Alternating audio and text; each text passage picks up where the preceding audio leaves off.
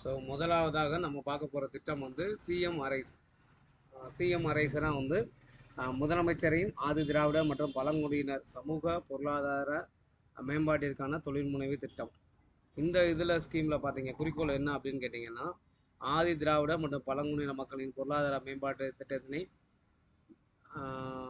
மேம்படுத்தும் வகையில் 18 முதல் 55 வயதுக்குட்பட்டவர்களின் கல்வி தகுதியை பொருட்படுத்தாமல் நல்லா கேட்டுங்க, படிப்பு கிடையாது, இந்த படிப்பு கிடையாது, இதை வந்து தொழில்துறை வந்து நிதி வழங்கப்படுகிறது.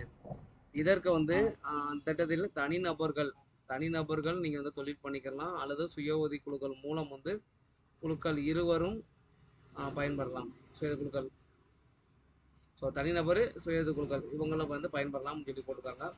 மானியம் இந்த திட்ட செலவில் வந்து 35% வந்து அல்லது 3.5 லட்சம் வந்து வருது. அப்படின்னா அந்த என்ன அப்படின்னா 1 லட்ச ரூபா வந்து வரைக்கும் இதில் நீங்கள் வாங்கலாம்னு அர்த்தம்.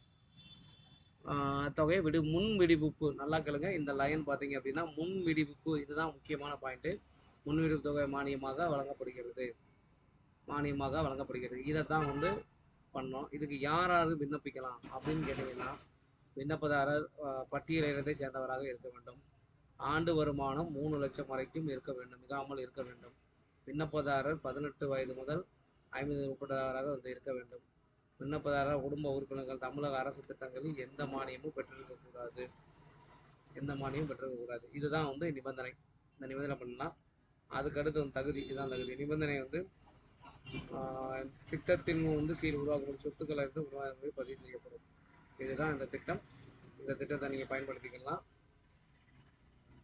இது சிஎம் அரைஸ் திட்டம்.